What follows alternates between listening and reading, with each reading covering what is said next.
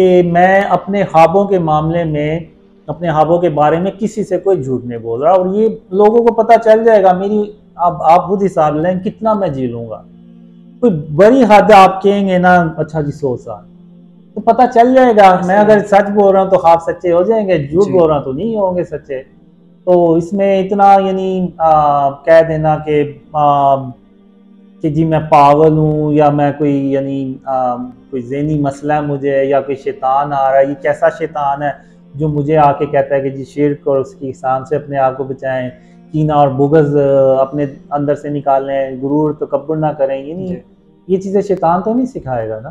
हाँ, पाकिस्तान की आर्मी इन शिर्क और इसकी इकसाम को ख़त्म करेगी। हर इदारा अपने गवर्नमेंट के लेवल पे ख़त्म किया जाएगा शिर्क और उसकी इकसाम को, तो फिर अल्लाह की रहमतें और बरकतें आएंगी, और इतनी ज़्यादा आएंगी कि पाकिस्तान इतनी तेज़ी से तरक्की करेगा कि जो काफिर लोग हैं ना वो मिसालें देंगे कि कल कोई तो ये तो हमसे भीख मांगा कर। जिस तरह अवैस नसीर हैं, वो सोशल मीडिया के ऊपर आके सरेआम कहते हैं कि मोहम्मद कासिम जो है वो फ्यूचर के इमाम मेहदी हैं। तो क्या आप इस बात से इत्तेफाक करते हैं या नहीं? मुस्तकबिल में इरादा है या नहीं शादी का? नहीं, इरादा तो मेरा है, और इंशाल्लाह शादी तो करनी है, और अल्लाह ने एक ड्रीम में कहा भी है कि मैं तुझे अच्छी बीवी दूंगा। तो वो क्या ड्रीम था, थोड़ा सा बताएं ना। जो शरपसंद लोग हैं ना वो भी एंटर होके तो नवाज शरीफ की तरफ जा रहे होते हैं, जिधर वो जाते हैं अपने रूम की तरफ। जी। तो अब मैं ये देखता हूँ कि जो पाकिस्तान की आर्मी के जो होते हैं ना एलीट कमांडोज, जो रैपिड रिस्पांस देने वाले, उनको मैं देखता हूँ, वो एक तरफ से आ रहे होते हैं। तो उनको देखने के बाद मैं कहता हूँ कि शायद इन्होंने आने में थोड़ी सी देर कर दी है। तो इसी दौरान कोई आदमी उधर से आता है और वो कहता है कि जो नवाज शरीफ है ना वो फौत हो गए। बिस्मिल्लाहिर्रहमानिर्रहीम। अस्सलाम वालेकुम नाज़रीन, आवाज़ हक़ के साथ मैं खुश शाकिर अनवर ज़ैब, और आज एक नए मौजू के साथ और एक नए मेहमान के साथ आपकी खिदमत में हाज़िर हुआ हूँ। आज मेरे साथ मौजूद है मोहम्मद कासिम। काफ़ी अरसे के बाद इन्होंने हमें टाइम दिया, और मेरी बड़ी खुशकिस्मती है कि मैं इनका आज इंटरव्यू कर रहा हूँ। मोहम्मद कासिम अपने ख्वाबों की वजह से सोशल मीडिया के ऊपर बड़े मशहूर हैं। इनके कई ख्वाब सच्चे भी साबित हो चुके हैं। इनके ख्वाबों के मुतालिक की बातचीत करेंगे कि इनको ख्वाब जो हैं कब से आ रहे हैं, और ये जो इनके अपने इर्द गिर्द के लोग हैं, जब इन्होंने उनको अपने ख्वाब सुनाना चाहे तो उनका क्या रिएक्शन था। First of all thank you so much sir, आपने अपना कीमती वक्त दिया। कैसे हैं आप, तबीयत कैसी है आपकी? जी अल्लाह का शुक्र है। आप कैसे दिन कैसे गुजरे हैं आपके? बस जैसे नॉर्मल गुजरते हैं। थोड़ा सा बचपन से स्टार्ट करते हैं। कासिम, मुझे ये बताइएगा कि आपने बुनियादी तालीम जो है वो कहाँ से हासिल की? मैंने स्कूल से हासिल की थी, इंग्लिश स्कूल था। अच्छा। तो वहाँ से फिर पाँचवीं क्लास तक मैंने वहीं से हासिल की थी। फिर मैं बाद में पायलट स्कूल था वहाँ पे चला गया। अच्छा, तो शुरू से ही मतलब वो जो दुनियावी तालीम में जो इंग्लिश मीडियम स्कूल थे उनमें आपने तालीम हासिल की, और जो इस्लामी जो मतलब तालीमात थी तो उनकी तरफ भी आपका रुझान था या कम था? था मेरा, लेकिन वैसे नहीं शायद जैसे बाकियों का होता है, क्योंकि एक तो अब्बू भी बहुत रिलीजियस थे, अम्मी भी, यानी अम्मी अब्बू दोनों 5 वक्त की नमाज़ें पढ़ते थे। तो काफ़ी यानी उस लिंक तो मेरा था दीन की तरफ। वालिद साहब आपके साथ बड़े करीबी थे? वालिदा वालिद? नहीं, अम्मी ज़्यादा थी, क्योंकि अब्बू तो बाहर रहते थे, तो वो तो साल में एक बार आते थे। अच्छा। तो ज़्यादा अटैचमेंट तो अम्मी से थी। अच्छा, आप कासिम भाई मुझे ये बताइएगा कि आपको जो पहला ख्वाब आया है, मतलब अपनी ज़िंदगी में पहला ख्वाब जो आया है वो किस उम्र में आया था आपको?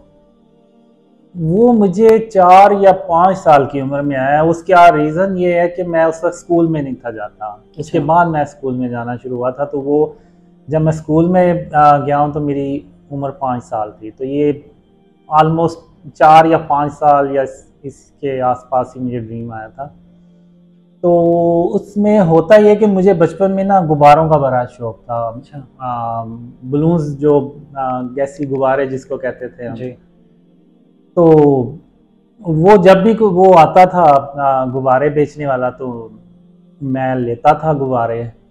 तो उस वो फिर जो ड्रीम होता है ना, वो उसमें ये होता है कि मैं अपने घर में होता हूँ, मेरे बड़े भाई होते हैं, वो आते हैं और मुझे कहते हैं कि कासिम भाई बलून्स वाला आया हुआ, तो तुम अपना जाके ना गुब्बारा खरीद लो, जी।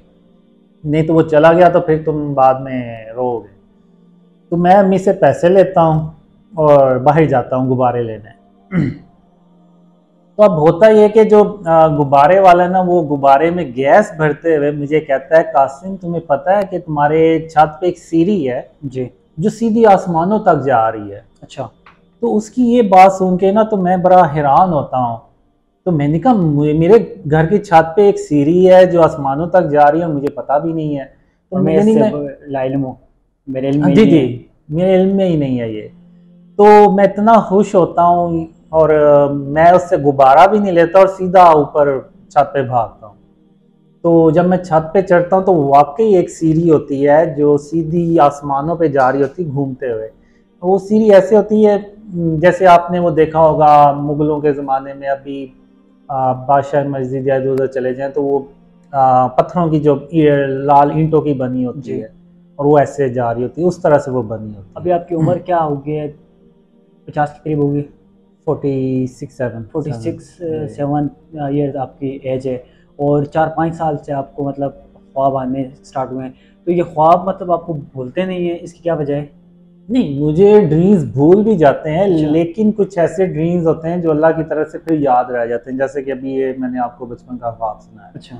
ये मुझे आप कह लें ऐसे याद है जैसे मैंने आज रात को देखा हो। तो फिर बाकी भी ड्रीम्स होते हैं, वो मुझे भूल भी जाते हैं। अच्छा। यानी जो ख़ास तौर पे जो रैंडम ड्रीम्स होते हैं, जस्ट मैं सो गया हूँ तो मुझे कोई ना कोई ख्वाब आ रहा है उसका, यानी आप कह लें कि मेरी पर्सनल लाइफ से भी लिंक होता है उसका, लेकिन उनमें से अक्सर मैं भूल जाता हूँ। लेकिन जिन ख्वाबों में अल्लाह या मोहम्मद सल्लल्लाहु अलैहि वसल्लम आए या फिर कोई और इम्पोर्टेंट ख्वाब आए, जैसे आप कह लें इमरान खान या पाकिस्तान से रिलेटेड या कुछ और, तो वो मुझे याद रह जाते हैं। आपको जो ख्वाब बचपन में आ रहे थे, तो क्या अल्लाह ताला आपको बचपन में भी आपके किसी ख्वाब में हम कलाम हुए, या नबी करीम सल्लल्लाहु अलैहि वसल्लम आपसे कोई कभी हम कलाम हुए हैं बचपन के ख्वाबों में? अब ये तो एक तो 5 साल की उम्र में ड्रीम था, जी। उसमें बस ये होता है कि मैं सीढ़ियों पे चढ़ता चला जाता हूँ। तो एक वक्त आता है कि मुझे ऐसे लगता है कि ये सीढ़ियाँ सीधी अल्लाह रब्बुल आलमीन की तरफ जा रही हैं। तो मैं फिर जैसे मुझे पता चलता है मैं तेज़ी से वो फिर सीढ़ियाँ चढ़ना शुरू हो जाता हूँ, और फिर वो एक आती है ना फास्ट फॉरवर्ड मूवी चलती है, तो उस तरह से वो चलती है और सामने अल्लाह लिखा हुआ आता है, बस वो ड्रीम ख़त्म हो जाता है। अच्छा। फिर उसके बाद शायद कोई आए हों बीच में ड्रीम, लेकिन 13 साल की उम्र में का जब मैं था तो तब मैंने अल्लाह और ख़ातमुन नबिय्यीन मोहम्मद सल्लल्लाहु अलैहि वसल्लम को पहली बार अपने हाँ में देखा। अच्छा। तो तो आपने जब अपने इर्द गिर्द जो लोग होते हैं, यानी कि दोस्त अहबाब होते हैं, कोई कुछ ऐसे दोस्त होते हैं जिनके साथ मतलब बंदा अपने दिल की बातें कर देता है, उनसे कह देता है, और वो अच्छे कोई हल भी उनका निकाल देते हैं, मसले मसाइल जो होते हैं। तो आपको जो ड्रीम्स आए हैं, कभी किसी दोस्त के साथ शेयर वगैरह किया है आपने? नहीं, मैंने किसी से शेयर नहीं किए, क्योंकि एक तो हर इंसान को पता होता है कि वो किस क्या यानी कितनी उसमें काबिलियत है, या ऐसे। इस तरह से, यानी कि कितने जोगा है वो। जी। तो वो सबको पता होता है, तो मुझे भी पता था कि मैं कोई इतना रिलीजियस नहीं हूँ और ना मैं कोई इतना परहेजगार इंसान हूँ। तो वो जब मुझे ड्रीम्स आना शुरू हुए ना तो मैंने ये समझा कि जैसे ये सारों के ड्रीम आते होंगे, जी। जैसे मैं किसी से शेयर नहीं कर रहा वो कोई और भी शेयर नहीं कर रहा होगा ड्रीम्स अच्छा। को दूसरों से। तो शुरू में तो मैं ये समझता रहा, लेकिन जो ड्रीम थे वो लड़की के बारे में, ड्रीम गर्ल के बारे में, वो मैंने अपने एक दो दोस्त से शेयर किए थे कि मुझे ऐसे ड्रीम में एक लड़की आती है। वो क्या क्या ख्वाब क्या था, मतलब किस तरह? वो डिफरेंट ड्रीम्स थे। कभी मैं देखता हूँ कि मैं उसके साथ वैगन में जा रहा हूँ, कभी मैं किसी मार्केट में, कभी कहीं, तो इस तरह से ना वो ड्रीम्स थे। अच्छा। तो वो शेयर किया आपने अपने दोस्तों के साथ? हाँ, वो किसी हद तक बस मैंने शेयर किए थे, वो भी डिटेल में मैंने कभी नहीं शेयर उनका किए। क्या रिस्पॉन्स क्या था? रिस्पॉन्स बस कुछ नहीं था, बस एक तो मेरे दोस्त ने यही कहा था कि अब तुम जवान हो रहे हो तो ऐसे ड्रीम्स तुम्हें आएंगे, अच्छा। तो तुम इनको सीरियस ना लो। तो बस ये रिएक्शन घर में जो वालदा होती है, वालदा से कोई बात बच्चों की छुपी नहीं जाती, छुपाई नहीं जाती, उनसे छुपी नहीं रहती। तो आपकी वालदा हैं, माशाल्लाह हयात हैं, तो आपने अपनी वालदा के साथ भी कभी शेयर वगैरह किए इस तरह के ख्वाबों के मुतालिक बात? नहीं, जब तक कि अल्लाह ने नहीं हुक्म दे दिया तब तक मैंने किसी से शेयर नहीं किया। हाँ, मैं इतना कहता था कि मुझे ड्रीम्स आते हैं, लेकिन रैंडम ड्रीम्स, यानी जैसे कोई वाक़या होने वाला है तो उसके बारे में मैंने कोई ड्रीम आ गया तो वो मैंने सुना दिया, तो इस तरह से बस। लेकिन वो भी कभी कभी हो गया, लेकिन मैंने कभी ये किसी से जिक्र ही नहीं था किया कि मुझे इतने ज़्यादा ड्रीम्स आते हैं, मुझे इतने ज़्यादा इन एंड ऑफ टाइम से रिलेटेड ड्रीम्स आते हैं, अल्लाह और मोहम्मद सल्लल्लाहु अलैहि वसल्लम से रिलेटेड ड्रीम्स आते हैं। मैंने ये कभी किसी से शेयर नहीं किया। आज की दुनिया आप क्या समझते हैं, दीन से दूरी की असल वजह क्या है? दीन से दूरी की वजह जो है ना, अब दीन जो है ना वो ये नहीं है कि आप दाढ़ी रख लें और नमाज़ें पढ़ना शुरू हो जाएं और कुरान पाक की तिलावत करना शुरू हो जाएं और हज उम्रे कर लें। दीन सिर्फ ये नहीं है।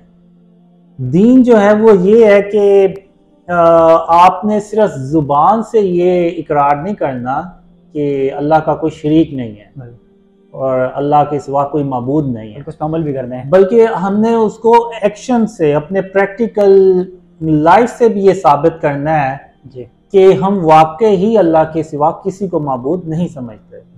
अब हम कह तो देते हैं ला इलाहा इल्लल्लाह, लेकिन हमारे घरों में वो स्टैचूज भी पड़े होंगे, हमारे घरों में तस्वीरें भी पड़ी होंगी, हम अल्लाह को छोड़ के और लोगों से मुरादे भी मानते होंगे। जैसे अभी आप देखें तो बहुत से लोग, जैसे इमरान खान को ले लें, वो जो एक दरबार है उधर रेगुलर जाता है, तो यानी हम अल्लाह को छोड़ के इन चीज़ों की तरफ आ गए। फिर ये देखें कि हम दूसरे मुसलमान का मजाक उड़ाना ना फ़ख्र समझते हैं। ऐसा ही है। यानी आप पॉलिटिशियंस को देख लें, भला जो भी कह रहे हैं वो अगला भी तो मुसलमान ही है ना जी। लेकिन वो ऐसे यानी मजाक उड़ा रहे होते हैं, उनके जो सपोर्टर्स हैं वो यानी अपने लीडर से खुश हो रहे होते हैं, देखो जी हमारे लीडर में कितना टैलेंट है, कि दूसरे मुसलमानों का, दूसरे लीडर्स जो सियासतदान है उनका कैसे मजाक उड़ाता है या उड़ाते हैं। तो ये यानी सब जो है ना ये दीन से दूरी है। यानी हदीस है कि मुसलमान वो है जिसके हाथ और ज़ुबान से दूसरा मुसलमान महफूज रहे। तो आज आप देखें तो हम ये अमल कर रहे हैं, नहीं कर रहे हैं। जी, दाढ़ी की आपने जिक्र किया तो काफ़ी लोग आप पे भी सवालात उठाते हैं कि आपकी तो दाढ़ी नहीं है और आप जो है दीन की तबलीग कर रहे हैं, मतलब अपने ख्वाबों के ज़रिए, तो इस पे आपका क्या मौक़िफ़ है सर? दाढ़ी मैंने शुरू से नहीं रखी, उसके पीछे कुछ रीजंस भी हैं, मैं बता नहीं सकता। अच्छा। तो और दूसरा ये कि मैंने शुरू से ना रखी, ना कभी हाथ में इस तरह से आया। मेरा हमेशा ये कोशिश रही है कि पहले मैं एक अच्छा इंसान बनूं, फिर एक अच्छा मुसलमान बनूं। मेरे अंदर भी बहुत वो कोताहियाँ हैं, खराबियाँ हैं, लेकिन मैं अपने यानी इम्प्रूव करता रहता हूँ, सीखता रहता हूँ। तो अभी आप ये कह लें कि मैं तो बस अपने आप को एक अच्छा इंसान, एक अच्छा मुसलमान बनाने की अभी मैं कोशिश ही कर रहा हूँ। मेरा पूरा फोकस जो है ना वो है ही उस तरफ, खास तौर पे शेयर करो उसकी इकसाम से अपने आप को बचाना। लोग दिखावे के लिए दाढ़ी रख लेते हैं, आपने दिखावे के लिए क्यों नहीं रखी? रख लेते ताकि लोगों को थोड़ा सा हौसला मिल जाता कि चलो बंदे ने दाढ़ी भी रखी हुई है। नहीं, देखें अल्लाह जो है ना वो ऐसे पसंद नहीं करता, यानी किसी को बेवकूफ़ बना के, किसी को क्या कहते हैं कि धोखा दे के जी। तो आप अपने मकसद में कामयाब नहीं हो सकते। यानी अल्लाह ऐसे लोगों की मदद ही नहीं करता, और अल्लाह ने मुझे ख्वाबों में ये सिखाया ही नहीं है कि मैं यानी धोखा दही करूं, किसी को बेवकूफ़ बनाऊं। कभी मैंने ऐसा, अल्लाह ने और खातमुन नबिय्यीन मोहम्मद सल्लल्लाहु अलैहि वसल्लम ने भी नहीं सिखाया, और ना मैंने ऐसा अपने आप को बनाने की कोशिश की। मैंने हमेशा ये कहा कि मैं जो हूँ बस मैं वो हूँ। अब ये जो ख्वाब आए हैं, जब अल्लाह ने मुझे ख्वाब शेयर करने के लिए कहा, तो मेरे लिए बड़ा शॉकिंग था कि आखिर इतने सालों के बाद आखिर अल्लाह ने क्यों ऐसा करना शुरू हो गया, कहा कि मैं अपने ख्वाब शेयर करूँ लोगों से। तो उस वक़्त मैंने अब सिर्फ अल्लाह रब्बुल आलमीन पे भरोसा करके तो ख्वाब शेयर किए थे। मैंने अल्लाह से कहा था कि अल्लाह मैं तेरे कहने पे ये ख्वाब शेयर कर रहा हूँ, ऐसा ना हो कि लोग मुझे मेरा मजाक उड़ाएं या इस तरह से, और तू ही इन ख्वाबों को सच्चा करने वाला है, और अल्लाह ही सच्चा कर सकता हो तो कोई नहीं कर सकता। तो मैंने अपना तवक्कल जो अल्लाह पे रखा। तो उसके बाद बहुत लोगों ने मुझे कमेंट्स भी किए, बातें भी की, ताने दिए। हाँ, कि तुम कैसे मुसलमान हो, तुम्हें इतनी बार खातमुन नबिय्यीन मोहम्मद सल्लल्लाहु अलैहि वसल्लम की ज़ियारत हुई है और तुम्हारे चेहरे पे सुन्नत भी नहीं है, यानी दाढ़ी भी नहीं है। तो अब मैं उन लोगों को, यानी कुछ लोगों ने तो यहाँ तक कहा कि हम सिर्फ इसलिए तुम्हारे ख्वाबों पे यकीन नहीं कर रहे कि तुम्हारी दाढ़ी नहीं है। अब मैं उन लोगों को बेवकूफ़ बनाने पे आऊँ तो कितनी देर लगेगी मुझे दाढ़ी रखने में और इस तरह से 5 वक्त की यानी नमाज शुरू करने में। तस्बीह रख ली, टोपी पहन ली सर पे, कितनी देर लगेगी? और लोगों को भी टोपी पहनाना शुरू कर दी। तो मेरा हमेशा यही रहा है कि अल्लाह जो है ना, वो ना इस चीज़ को पसंद करता है, ना उसने मुझे सिखाया है। और ये ख्वाब अल्लाह ने मुझे दिखाए हैं, वही इनको सच्चा करके दिखा सकता है। मैं लोगों को बेवकूफ़ बनाने पे आ जाऊं तो अल्लाह ने तो मुझे मेरी मदद ही नहीं करनी। तो इसलिए मैंने कभी किसी से नहीं, यानी किसी को बेवकूफ़ बनाने की कोशिश नहीं की। मैं जो हूँ बस मैं वही लोगों को दिखाता हूँ कि मैं ऐसा हूँ। मैं कोई पाक साफ इंसान नहीं हूँ, क्योंकि जो इंसान का नफ्स है ना, वो इंसान को बुराई सिखाता रहता है। ऐसा ही है। आज अगर मैंने कोई गुनाह किया है ना, मैं जितनी मर्जी तौबा कर लूँ, उसका यानी 100% चांस रहता है कि मुझसे दोबारा गलती होगी, गुनाह हो सकता है। लेकिन ये कि अल्लाह मेरे हाल पे रहम फरमाए, और बेशक अल्लाह सबसे बढ़कर रहम करने वाला। तो ये बताइएगा कि शादी आपकी हुई है या नहीं हुई? नहीं हुई। ख्वाहिश है शादी की? बिल्कुल है, और बहुत कोशिश की मैंने। अच्छा। लेकिन एक होता है, इंसान की प्लानिंग होती है, एक अल्लाह की प्लानिंग होती है। अच्छा। तो अल्लाह की प्लानिंग शायद कुछ और थी। तो घर वालों ने भी कभी कोशिश नहीं की कि यार? बहुत कोशिश की है, वो तो अभी भी कहते रहते हैं मुझे, बहुत कोशिश की है। अच्छा, तो क्या मुस्तकबिल में इरादा है या नहीं शादी का? नहीं, इरादा तो मेरा है, और इंशाल्लाह शादी तो करनी है। और अल्लाह ने एक ड्रीम में कहा भी है कि मैं तुझे अच्छी बीवी दूंगा। तो वो क्या ड्रीम था, थोड़ा सा बताएं ना कासिम भाई। अब मैं शुरू से अगर थोड़ा सा स्टार्ट कर दूं तो फिर ज़्यादा मतलब कि जो चीज़ें इम्पोर्टेंट हैं वो बताएं। चले, मैं इम्पोर्टेंट ही हाँ, बताता हूँ, क्योंकि उसके बगैर आपको समझ नहीं लगेगी कि आखिर मेरी शादी हुई क्यों नहीं है। क्यों नहीं? हाँ बिल्कुल, बता दें। तो जब मैं 17 साल का था तो मैं कॉलेज में जाना शुरू हुआ, फर्स्ट ईयर। तो मुझे ड्रीम्स आना शुरू हो गए, और ड्रीम्स में एक लड़की आना शुरू हो गई। अच्छा। तो अब वो लड़की कौन थी कौन नहीं थी मुझे नहीं पता, लेकिन मैंने उसको रियल लाइफ में भी उसको देखा। और जब मैंने देखना था तो मुझे ख्वाबों के ज़रिए से अल्लाह ने बता भी दिया कि तुझे ये लड़की नज़र आएगी। ख्वाबों में भी देखा और रियल लाइफ में भी मैंने देखा। और जब मैंने रियल लाइफ में उसको देखा तो कान में ऐसे जैसे कोई कमेंट्री कर रहा है कि देख, बिल्कुल वैसी ही लड़की है, वैसी शक्ल, वैसी हंसी, वैसी आंखें, सारा कुछ बिल्कुल वैसा ही जैसा कि अल्लाह ने तुझे ख्वाबों में दिखाया। अच्छा। तो अब वो दिन मैंने अल्लाह की रहमत से ना उम्मीद लगा ली। अच्छा, शादी की कि अब अगर अल्लाह ने मुझे ये लड़की दिखाई है, ख्वाबों में दिखाई, अब रियल लाइफ में दिखाई है, तो अल्लाह इससे एक दिन मेरी शादी भी करेगा। तो अब वो कुछ बाद में मसला ऐसा हुआ कि वो मैं उस लड़की को जब मैंने देखा तो मैं वहाँ पे रुका नहीं, मैं सीधा घर आ गया। तो मैं बड़ा यानी शर्मिला किस्म का, शाय किस्म का बंदा। तो मैं, और दूसरा, जब आपके पता होता है कि जब ये ख्वाब में कोई चीज़ आए और आपके रियलिटी में जब रियल लाइफ में आप उसको देखें तो आप थोड़ा सा शॉक हो जाते हैं कि ये कैसे, ये सारा जी। कुछ कैसे हो गया। तो मेरे साथ भी ना उस तरह से हुआ और मैं घर आ गया, लेकिन अगले दिन मैं उसी जगह उधर ही पहुंचा तो वो नहीं थी। अच्छा।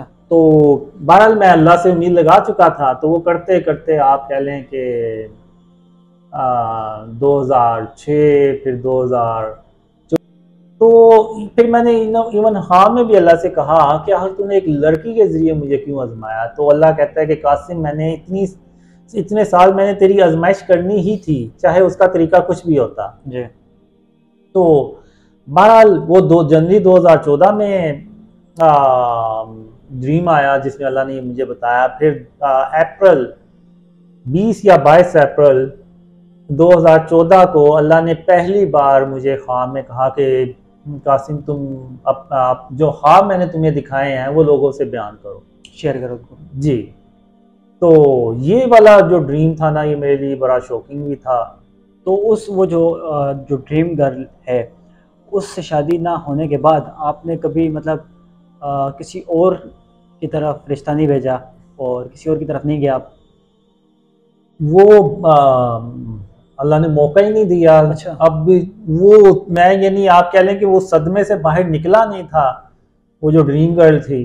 तो उसके बाद अल्लाह ने मुझे ड्रीम शेयरिंग का बता दिया कि अब ख्वाब बयान करो। तो मेरा तो पूरा फोकस ही उस पर होता था। तो यानी करते करते 2015 में मैंने जब ड्रीम शेयर करना शुरू किए तो मैंने कहा शायद कोई अल्लाह रास्ता निकाल दे शादी का कोई। हाँ। तो बहरहाल उस तरफ मैंने इतनी तवज्जो नहीं दी, बस ड्रीम शेयरिंग पे ज़्यादा तवज्जो दी। तो अभी रिसेंटली पिछले दिनों कोई वीडियो वगैरह चल रही थी आपकी शादी के मुतालिक, तो वो क्या था? अवैस नसीर के यूट्यूब पे चल रही थी। वो अब मेरा अपना पर्सनल पॉइंट ऑफ व्यू यही है कि अवैस नसीर को वो वीडियो अपलोड नहीं थी करनी चाहिए, उसकी वजह से काफ़ी मसला बना मेरे लिए। अच्छा। तो वो उसको नहीं थी करनी चाहिए। वो अब जो ड्रीम्स मुझे आए हैं, अब अवैस नसीर ने पता नहीं उसको कैसे वो बयान किया, तो मैंने वो वीडियो भी कोई इतनी नहीं देखी। तो अब ये अल्लाह की प्लानिंग है। अल्लाह मुझे एक्चुअली में ड्रीम में बताता है कि ये लड़की है, तो जिससे यानी मेरी शादी होगी। कासिम में मुझे ये बताइएगा कि आपके ख्वाब है इमरान खान के मुतालिक, जिसमें ये जिक्र है कि इमरान खान की नाकामी की असल वजह जो है वो शिर्क है। एक कब्र को वो सिजदा करते हैं तो वही उनकी नाकामी की वजह बनते हैं।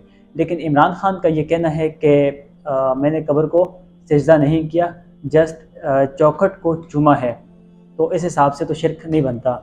और दूसरी बात यह है कि इमरान खान ज़ाहिर सी बात है मुसलमान है, नमाज़ पढ़ता होगा, सोते जागते बंदा अल्लाह से कभी ना कभी दिल में ये ख्याल आता है कि यार ये मुझसे गलती हुई है, तो माफ़ी मांग लेता है। तो हो सकता है कि कोई रहम वाला मामला उनके साथ हो गया हो, अल्लाह ताला ने माफ़ कर दिया हो। तो अगर फ़र्ज़ करें माफ़ नहीं किया, तो क्या मुस्तक़बिल में भी उनके लिए कोई भी पाकिस्तान की सियासत में कोई जगह नहीं, या पाकिस्तान के जो इक़्तिदार है उसमें कोई जगह नहीं? इस पर थोड़ी सी नज़र डालें आप। जी, अब जब इमरान खान ने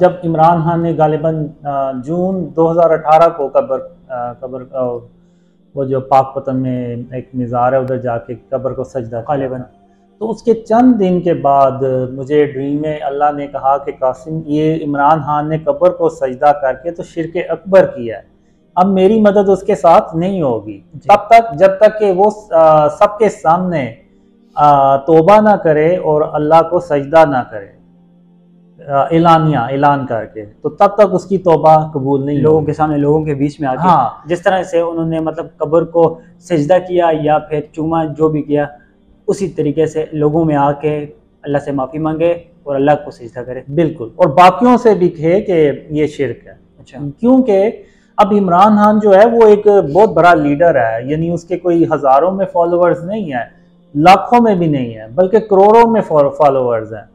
तो जब उसने एक अमल किया है तो आप देखें उसके जो फॉलोअर्स हैं ना, वो उसको डिफेंड करेंगे। अब उसने कब्र को सजदा करके तो एक शिर्क किया, यानी शिर्क अकबर किया। तो उसके बाद जिससे भी हमने बात की यानी वो जो उसके इवन क्लोज जो वज़रा हैं जी असद कैसर और दूसरे जो थे, उनसे हमने बात की तो वो मान ही नहीं थे रहे कि उसने कब्र को सजदा किया। वो कह रहे थे कि जी उसने तो ज़मीन को चूमा है। इवन जो उसके सपोर्टर्स हैं, आम सपोर्टर्स, वो भी इस बात पे कन्विंस हैं कि उसने शिरक नहीं किया। अक्सर उनमें से ये कह देते थे कि जी सजदा ताज़ीमी है और सजदा ताज़ीमी जायज़ है। तो हम उनको कहते थे कि आप फिर कुरान और हदीस से हमें मिसाल दें, तो वो उससे भी नहीं दे सकते थे। बस पता नहीं कोई वो वाक़यात सुना देते थे कि जी फलाने ने भी ऐसे किया था। तो यानी उसने जब ये अमल किया तो करोड़ों लोगों के दिमाग जो थे ना उस पर उसने इन्फ्लुएंस किया। यानी करोड़ों लोगों ने उसके उस अमल को जायज़ करार दिया। यानी आप ऑटोमेटिकली देखें तो ये शिर्क जो है ना वो और ज़्यादा फैला। बल्कि तो अब अगर आप देखें कि फ़र्ज़ करें 200 साल बाद आप क्या होगा, इमरान खान के जो फॉलोअर्स होंगे वो कहेंगे, वो उस वक्त की जो यंग जनरेशन होगी वो कहेगी जी हमारे बाप दादा भी वो इमरान खान ने कब्र को सजदा किया था तो वो वज़ीर आज़म बन गया था, तो आज हम भी इन कब्रों के पास जाके इनको सजदे करेंगे तो हमारी भी जो मुरादें वो पूरी होंगी। आपके नज़दीक कब्रों पे, मज़ारों पे जाना ठीक नहीं है? नहीं, ये तो अल्लाह के सिवा तो आप किसी के पास भी जाएंगे तो वो तो शिर्क में आता है ना। अल्लाह के सिवा यानी किसी और को माबूद समझ के पुकारना, या ये समझ के कि खास तौर पे जो दुनिया से गुजर चुके हैं उनको जाके कहना कि जी ये हमारा मसला तो आप ये हल करवा दें। आजकल तो लोग ये भी कहते हैं कि जो बाबे होते हैं, जो पीर होते हैं, सियासतदान भी, आम इंसान भी ये समझता है कि बाबे ने दुआ की है तो वो बाबे की वजह से ही मेरा जो काम है वो पूरा हुआ है। तो क्या ये भी शिर्क के ज़ुमरे में आता है या नहीं? देखें, आप दुआ के लिए कह सकते हैं किसी को कि जी आप मेरे लिए दुआ कर देना, तो लेकिन ख़ास तौर पे इस नियत से जाना कि यही मेरा मसला हल कर सकता है, ये बाबा ही है जो भी है, ये मेरा मसला हल कर सकता है। अब इमरान खान क्यों गया? अब मैंने और पॉलिटिशियंस के बारे में भी सुना हुआ है कि वो भी इन बाबों के पास जाते थे, वो डंडा मारते थे तो वो वज़ीर आज़म बन जाते थे। यानी ये अल्लाह को छोड़ के इन बाबों के पास जाते थे। ये ऐसे ही हो गया जैसे अभी सदियों पीछे चले जाएं या अभी भी होता होगा कि लोग जो काफिर लोग हैं उन्होंने ना मुख्तलिफ खुदा बनाए हुए हैं अपने, कि ये बारिश करने वाला नौज़बिल्ला बातिल खुदा है, ये रिस्क देने वाला बातिल खुदा है, और ये हमारे मसले मसाइल हल करने वाला बातिल खुदा है। उसी तरह ये सारे सियासतदानों ने ना इन बाबों को चूज़ कर लिया कि ये जो है ना हम इनके पास जाएंगे तो हम वज़ीर बन जाएंगे, इनके पास जाएंगे तो हम वज़ीर आज़म बन जाएंगे। ये सब जो है ना ये मॉडर्न फॉर्म ऑफ शिर्क है जो हमें नज़र ही नहीं आती ना। अब देखें ना, शिर्क जो है ना वो अल्लाह के नज़दीक सबसे बड़ा गुनाह है जी, जिसको आज हम मुसलमानों ने सबसे छोटा गुनाह समझ लिया है।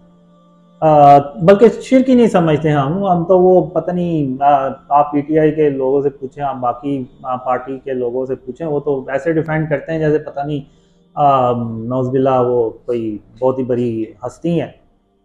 तो ये सब फॉर्म ऑफ शिर्क हैं। इन यानी अल्लाह को छोड़ के तो इनके पास जाना। मैं आपको एक कुरान से मिसाल देता हूँ।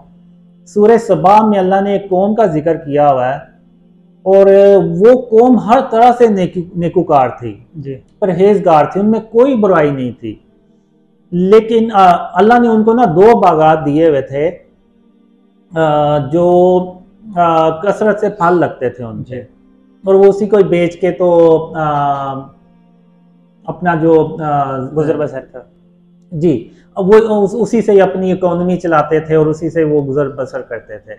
लेकिन रफ्ता रफ्ता उन्होंने ये कहना शुरू कर दिया कि ये जो बागात है ना, ये हम मेहनत करते हैं तो ये फल लगता है इन पे, अगर हम मेहनत ना करें तो ये फल ही नहीं लगेगा। यानी कि अल्लाह को भूल के वो, हाँ, यानी अल्लाह से तवक्कल हटा के तो उन्होंने अपनी कुव्वत बाजू पे यानी मेहनत पे वो उसको ले आए, यानी उस पर तवक्कल कर लिया कि हम मेहनत करते हैं तो ये फल आते हैं वरना नहीं आता। तो अब अल्लाह ने क्या किया कि उन फलों को ना मुर्दा कर दिया। ऐसे फल जो ना वो खा सकते थे ना बेच सकते थे। तो अल्लाह ने उनसे कहा कि अब भी तो तुम उतनी ही मेहनत करते हो जितनी पहले करते थे, तो अब ये ऐसे फल क्यों नहीं लगते जिनको तुम बेच सकते हो या खा सकते हो। जी तो यानी आप ये देखें कि जब उनका तवक्कल अल्लाह से हट के अपने मेहनत पे आया, बाजुओं पे आया, जी अपनी मेहनत पे आया, तो अल्लाह ने उनको कैसे सबक सिखाया। तो आज हमने भी उसी तरह अल्लाह से तवक्कल हटा के ना तो औरों से मुरादें मांग ली हुई हैं, उम्मीदें लगा ली हुई हैं। अब थोड़ा सा सियासी सवाल मैं आपसे करना चाहूँगा कि लोगों की जो है ना इमरान खान की जो सपोर्टर ज़्यादातर जो हैं उनकी उम्मीद ये है कि इमरान खान दोबारा वज़ीर-ए-आज़म बन जाएगा। तो आप क्या वाक़ई लगता है आपको कि मुमकिन है ऐसा है कि इमरान खान दोबारा वज़ीर-ए-आज़म बन जाए और दोबारा मुल्क की बागडोर सँभालें? हो सकता है ऐसा? मेरा नहीं ख्याल कि अब वो दोबारा वज़ीर-ए-आज़म बन सकेगा। अगर वो दोबारा वज़ीर-ए-आज़म बन भी गया ना, तो वो जितने बुरे तरीके से पहले नाकाम हुआ था ना, वो उससे भी ज़्यादा बुरे तरीके से नाकाम होगा दोबारा। अगर उसी तरीके से चला तो तब? हाँ, क्योंकि अल्लाह की मदद तो उसके साथ नहीं है। अब आप ये देखें ना कि पीटीआई वाले तो नहीं इस चीज़ को सोचेंगे कि आखिर क्या वजह है कि यानी इमरान खान को दुनिया से सपोर्ट हासिल है। अगर आप देखें तो पाकिस्तान की तारीख में इतनी सपोर्ट एस्टेब्लिशमेंट ने किसी वज़ीर आज़म को इतना सपोर्ट नहीं था किया जितना इमरान खान को सपोर्ट किया। लेकिन आखिर ऐसी क्या वजह बनी कि इमरान खान अपनी मुद्दत भी पूरी नहीं कर सका, बल्कि ऐसे तरीके से इमरान खान घर गया जैसे कि इससे पहले पाकिस्तान की हिस्ट्री में कोई नहीं गया, यानी वोट ऑफ नो कॉन्फिडेंस से उसको निकाला गया। तो अब आप ये देखें, फिर उसके बाद इमरान खान ने कहा कि मैं अर्ली इलेक्शंस करवाऊंगा। तो मुझे 2015 में 15 अप्रैल 2022 को मुझे ड्रीम आया कि even Imran Khan early election करवाने में भी कामयाब नहीं हो सकेगा। तो आपने देखा इतनी हवा बनी, इतना यानी हर रोज आता था कि आज इलेक्शन का ऐलान होगा, अगले 72 घंटों में होगा। फिर इवन उसने 2 असम्बलियां भी तोड़ दी कि अर्ली इलेक्शन हो जाएं, और इवन सुप्रीम कोर्ट ने भी ऑर्डर दे दिया कि जी 14 मई को इलेक्शन होंगे जी। तो अब आप देखें कि पूरी दुनिया ने देखा कि Imran Khan even early election करवाने में भी कामयाब नहीं हो सके। अगर फर्ज करें अल्लाह और उसके दीन के मुताबिक इमरान खान चलता है तो क्या तब मुमकिन है कि इमरान खान को वजारत मिल जाए? हाँ, तब मुमकिन है, लेकिन वो उस सूरत में जब इमरान खान अपनी इस गलती को एक्सेप्ट करे और क्या कहते हैं कि तौबा करे, यानी अपने फॉलोअर से भी कहे कि उसने शिर्क किया और उसने गलत किया, और फिर अल्लाह को सजदा करे और तौबा करे कि वो दोबारा ऐसे काम नहीं करेगा। अब इमरान खान अगर आप देखें तो पिछले साल भी वो गया था कब्र को सजदा करने, इस साल भी उसने जाना था, शायद चला जाता अगर उसके मसले मसाइल ना बने होते। तो वो एक कंटिन्यूसली एक जो शिर्क है ना उसको वो किए जा रहा है। यानी कि आप कहने का मकसद ये है कि वो कब्रों को सिजदे ना करे और शिर्क से दूर हो जाए, तो फिर उसकी कामयाबी की राहें जो वो हमवार हो सकती हैं। जी बिल्कुल। इनका एक ख्वाब था मियां मोहम्मद नवाज शरीफ के मुतालिक। ख्वाब में ये देखते हैं कि मियां मोहम्मद नवाज शरीफ की जो है वो मौत हो जाती है, वो पा जाते हैं।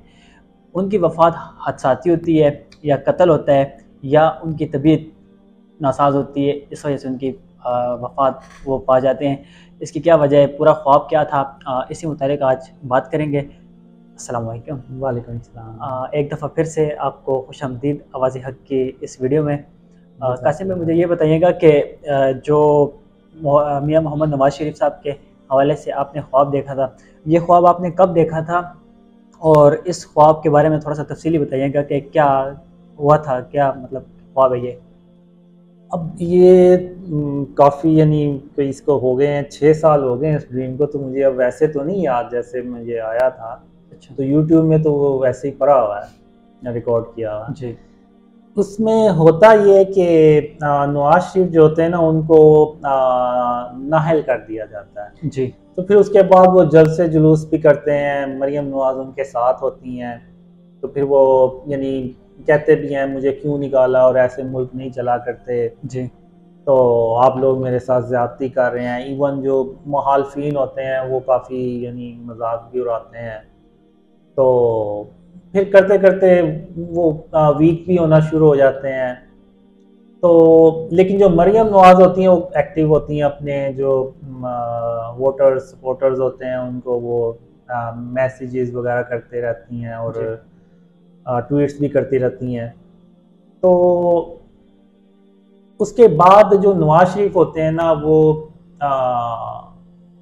वीक हो जाते हैं। लेकिन इसी दौरान मैं देखता हूँ कि कुछ लोग होते हैं वो ना उनके घर के अंदर दाखिल होने की कोशिश कर रहे होते हैं, यानी आप कह लें कुछ शरपसंद लोग इस तरह से। तो मैं फिर कहता हूँ कि ये तो यानी कोई शरपसंद लोग हैं जो अंदर जा रहे हैं, तो मैं जाके देखूँ तो सही कि ये अंदर जाके क्या करेंगे, क्या हो रहा है उधर जी। तो मैं अब उधर जाता हूँ। अब मैं देखता हूँ कि मैं घर के अंदर हूँ, उन्हीं के घर है। अब जब बिल्डिंग है तो इस तरह से ना होता है वो। तो अब ये होता है कि मैं अंदर जाता हूँ तो उस दौरान ना नवाज शरीफ जो होते हैं ना उससे पहले अपने कमरे में जा चुके होते हैं, यानी वो आराम करने कह लें या कुछ भी, यानी काफ़ी वो वीक भी होते हैं। वो लंदन में होते हैं पाकिस्तान में? अब असल में ड्रीम जो होते हैं ना वो सिंबॉलिक होते हैं। अब लंदन में भी उन्हीं का घर है और लाहौर में भी उनका घर ही है। तो अगर आप देखें तो दोनों घर ही हैं वो। तो अब वो जो है ना कमरे में चले जाते हैं, लेकिन वो जो शरपसंद लोग हैं ना वो भी एंटर होके तो नवाज शरीफ की तरफ जा रहे होते हैं, जिधर वो जाते हैं अपने रूम की तरफ। तो अब मैं ये देखता हूँ कि जो पाकिस्तान की आर्मी के जो होते हैं ना एलीट कमांडोज, जो रैपिड रिस्पांस देने वाले, उनको मैं देखता हूँ वो एक तरफ से आ रहे होते हैं। तो उनको देखने के बाद मैं कहता हूँ कि शायद इन्होंने आने में थोड़ी सी देर कर दी है। तो इसी दौरान कोई आदमी उधर से आता है और वो कहता है कि जो नवाज शरीफ है ना वो फौत हो गए। अच्छा। तो जब मैं ये सुनता हूँ मैं कहता हूँ ये तो बुरा हुआ है जो भी हुआ है। तो फिर मैं उधर से निकल के दूसरी तरफ जाता हूँ। दूसरी तरफ एक बड़ा सा हाल होता है, तो वहाँ पे मरियम नवाज होती हैं और वो कहती हैं कि उन्होंने मेरे बाबा को मार दिया। अच्छा। यानी इस तरह के ना वो वर्ड यूज़ करती हैं। तो फिर मैं कहता हूँ ये तो यानी बहुत ही बुरा हुआ। फिर मैं बाहर निकल के देखता हूँ कि बाहर क्या हालात हैं। जब मैं बाहर देखता हूँ तो यानी जैसे होता नहीं है, लोग अक्सर एहतजाज करने निकल जाते हैं, जैसे आपने 9 मई को भी देखा इस तरह से जी। तो यानी वो सिचुएशन जो होती है ना वो काफ़ी ख़राब हो जाती है और इवन इतनी ख़राब हो जाती है कि आर्मी से भी कंट्रोल नहीं हो पा रही होती वो। तो लेकिन इसमें एक ये भी होता है कि लोग जो होते हैं ना वो काफ़ी ज़्यादा बिलीव करते हैं कि कहते हैं कि अगर कासिम के पिछले ख्वाब भी सच्चे हुए थे, ये ख्वाब भी सच्चे हुआ है और होते जा रहे हैं, तो वो फिर और ज़्यादा लोग जो है ना वो ड्रीम्स पे बिलीव करते हैं। यानी अगर इमरान खान से अगर मेरी कोई मुलाकात अगर हो तो मैं उसको सारे अपने ड्रीम सुनाऊँ ना इमरान खान को जी, तो इमरान खान शायद ये समझेगा कि मुझे ना न्यूज़ हेडलाइंस पढ़ पढ़ के सुना रहा है। यानी उसके इमरान खान के बारे में इतने ज़्यादा वो ख्वाब जो थे ना वो सच्चे हुए थे। तो वो भी यूट्यूब पे पड़े हुए हैं पुरानी डेट्स पे। तो इस तरह से ना वो ड्रीम में मैं बस एंड में देखता हूँ कि लोग बिलीव भी ज़्यादा करते हैं। आपने एक ख्वाब देखा था जिसमें आप ये अर्ज़ कर रहे हैं कि नवाज शरीफ को वापस पाकिस्तान लाया जा रहा है। क्या वो पाकिस्तान की सियासत में वापस लाया जा रहा था या फिर पाकिस्तान वापस लाया जा रहा था? असल में वो ड्रीम ना थोड़ा सा और डिफरेंट होता है। उसमें होता ये है कि कुछ होता है जिसके बाद एक पार्टी के अलावा सारी पार्टी खुश होती हैं और नवाज शरीफ ना फुल प्रोटोकॉल के साथ लंदन से ना पाकिस्तान आ रहे होते हैं। अच्छा। और मरियम नवाज उनके आगे आगे चल रही होती हैं और ऐसे जैसे उनका जो बयानिया है ना वो सच्चा साबित हुआ है। अच्छा। नवाज शरीफ और मरियम नवाज का जो सुरखरू ये कह सकते हैं, आप कह सकते हैं, ये अल्फाज दुरुस्त ना होगा। सुरखरू बस उनका मौक़िफ़ दुरुस्त साबित होता है, तो वो उस तरह से बस वापस आ रहे होते हैं। तो अब ये पुराना ड्रीम है। अब उसके बाद हो सकता है कि जब इमरान खान की हुकूमत गई, फिर उसके बाद हालात हुए खराब जो भी, तो अब वल्लाह आलम, हो सकता है इमरान खान को नाअहल भी कर दिया जाए। और जो सुना न्यूज़ में वो हो भी गए हैं, लेकिन केस चल रहा है उनका। नवाज शरीफ की सियासत आपको कहाँ नज़र आती है? वो ख़बरें ये भी चल रही हैं कि नवाज शरीफ साहब पाकिस्तान वापस आ रहे हैं, तो मुस्तकबिल उनका कैसा देखते हैं आप? क्या लगता है आपको कि वो दोबारा जो है ना इक़्तिदार में आ सकेंगे या नहीं? ख्वाहिश तो हर इंसान को होती है इक़्तिदार में आने की। ख्वाहिश तो होती है। अब मैंने एक्चुअली में इस तरह से कोई ड्रीम देखा नहीं है। अच्छा। तो मैं कुछ कह नहीं सकता। कोई प्रेडिक्शन वगैरह?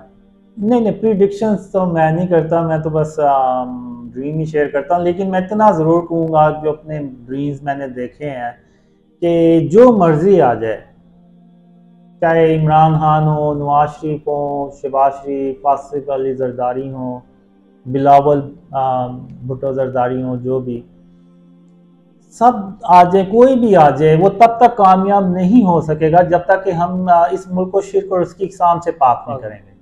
जब तक ये काम ही नहीं हम करेंगे, आप भूल जाएं कि अल्लाह हमारी मदद करेगा।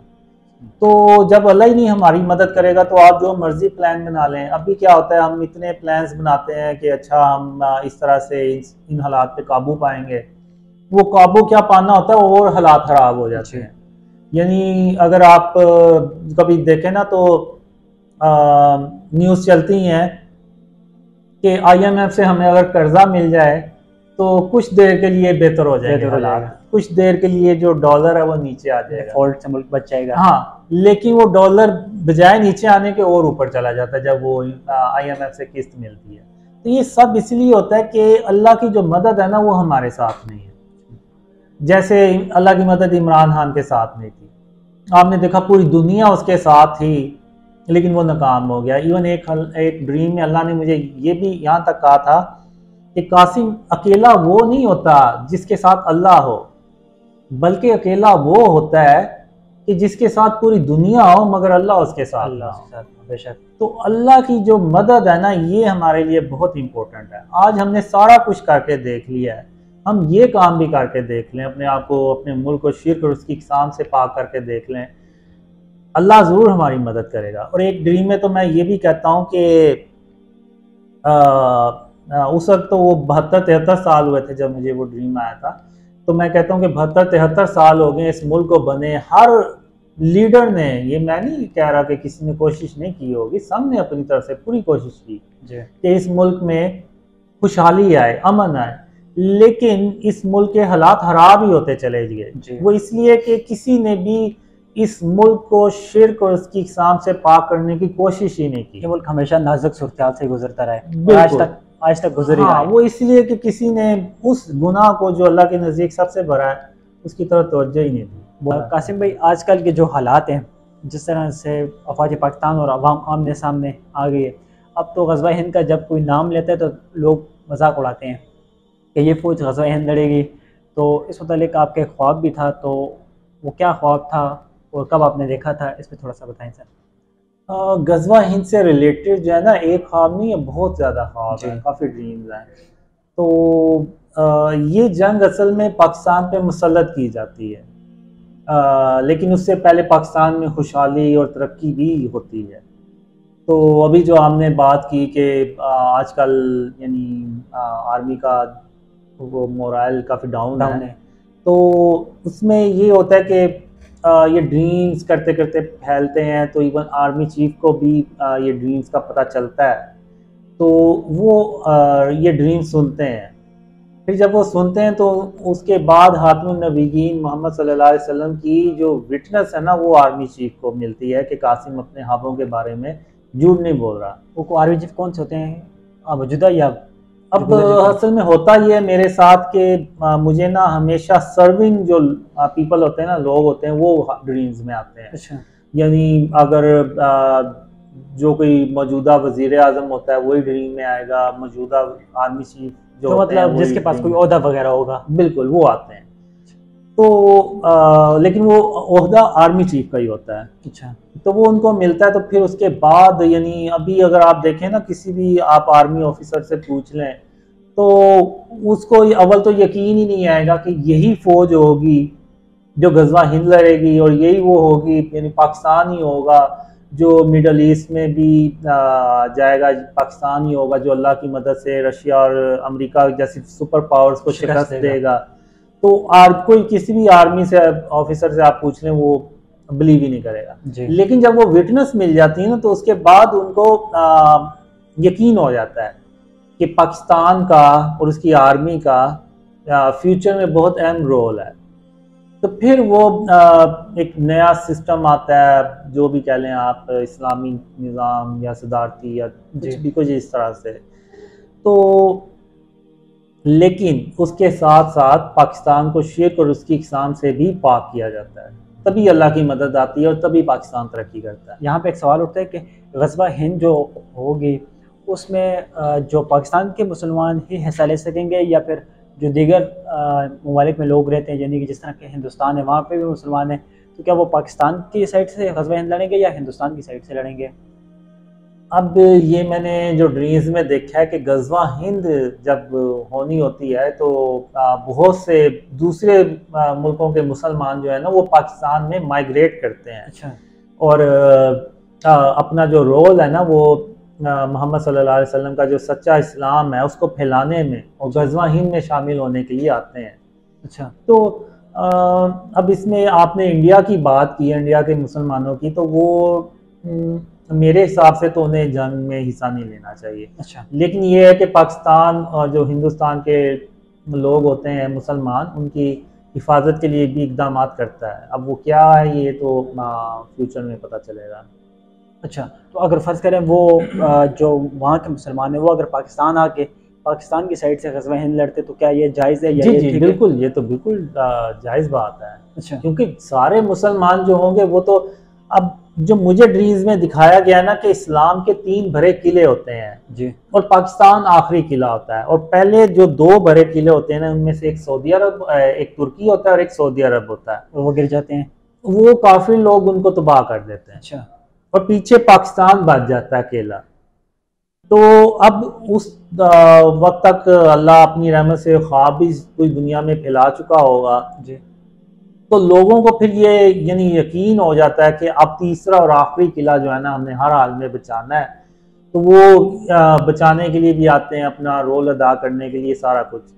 और आप यानी ये कह लें कि इतनी अहम ये जंग होती है कि अगर ये पाकिस्तान ये जंग हार जाता है ना जी, तो फिर इस्लाम जो है ना, नौज़बिल्लाह, वो खतरे में इस्लाम के लिए जी बिल्कुल की जंग होती है, यानी ये इस्लाम के सर्वाइवल की जंग होती है, और ये पाकिस्तान को हर हाल में जीतनी होती है, और अल्लाह भी इस जंग में पाकिस्तान की मदद करता है। तो ये जो हालात बने हुए हैं कि पाकिस्तान एक डिफ़ॉल्ट होने वाली कंट्री है और जो मुश्किलात हैं पाकिस्तान में, तो ये सारी चीज़ें फिर ख़त्म हो जाती हैं, ये होती हैं, ये साथ साथ ही चलती हैं? नहीं नहीं नहीं नहीं, ये ख़त्म होती है। इवन मैंने जो अपने ड्रीम्स में देखा है ना, इवन एक सोने की बहुत बड़ी दुकान होती है, वो खुली होती है जी, और अंदर मालिक भी नहीं होता और कोई ना बाहर गार्ड बैठा होता है, लेकिन खुली होती है और कोई अंदर कोई लूटने के लिए अंदर नहीं जाता। अच्छा। सारे लोग अपने सामने से गुजरते हैं, कुछ जो लोग होते हैं, लेकिन दुकान की तरफ कोई नहीं देखता।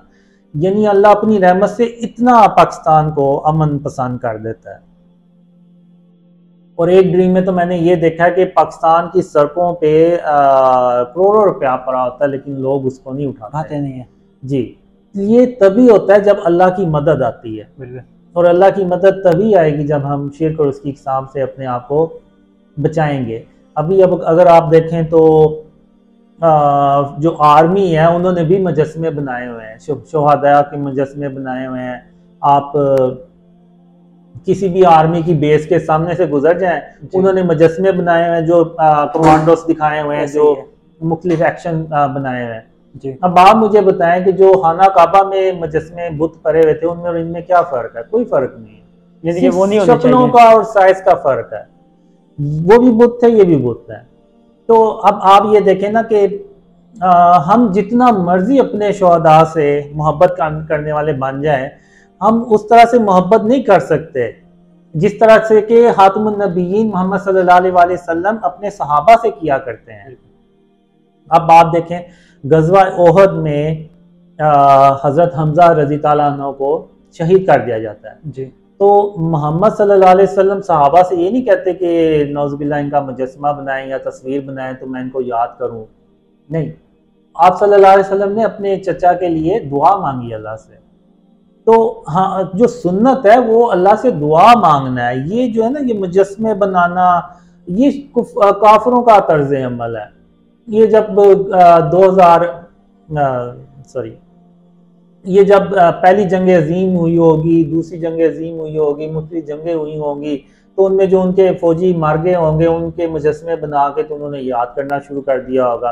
और आज हमने क्या किया है कि हमने खातमुन नबीयीन मोहम्मद सल्लल्लाहु अलैहि वसल्लम का असल रास्ता छोड़ के, उनके नक्शा कदम छोड़ के, तो काफिरों के नक्शे कदम पे चलना शुरू हो गए और उन्हीं की तरह हम मुजस्समे बना के तो अपने शोहदा को जो है ना वो याद करना शुरू तस्लीम पेश करते हैं और उनके याद में दुआएं भी करते हैं, बिल्कुल मुजस्समे बना के।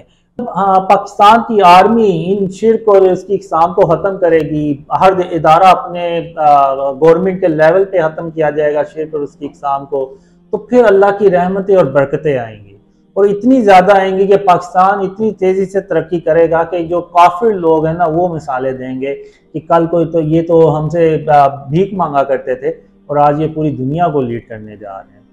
तो ये मैंने अपने ड्रीम्स में देखा है। नौजवान जो है असल दीन की तरफ क्यों नहीं जा सकता, क्यों नहीं जा सका अब तक? मैं सिर्फ अपने ड्रीम्स के हवाले से बात कर सकता हूँ जो अल्लाह ने और खातमुन नबीयीन मोहम्मद सल्लल्लाहु अलैहि वसल्लम ने मुझे ख्वाबों के ज़रिए से बातें सिखाई जी। असल में नेकी सिर्फ ये नहीं है कि आप मशरक़ या मगरब की तरफ मुँह करें और नमाज पढ़ना शुरू कर दें जी, बल्कि हमें जो है ना अपने आप को चेंज करना है, अपने नफ्स को जो है ना उसको हमें जो है ना अपने नफ्स को ना वो कंट्रोल करना है जी। तो उसमें अब ये देखें कि मैं फिर उसी तरफ आऊँगा शिर्क और उसकी इक़साम की तरफ, कि जो अल्लाह के नज़दीक सबसे बड़ा गुनाह है ना, जिसकी कोई माफ़ी नहीं है, बल्कि अल्लाह ने कुरान में इरशाद फरमाया कि जिसने शिर्क किया उसने गोया अपनी जान पे जुल्म किया। तो उस गुनाह को हमने सबसे छोटा गुनाह समझ लिया, बल्कि गुनाह ही नहीं समझते हैं जी।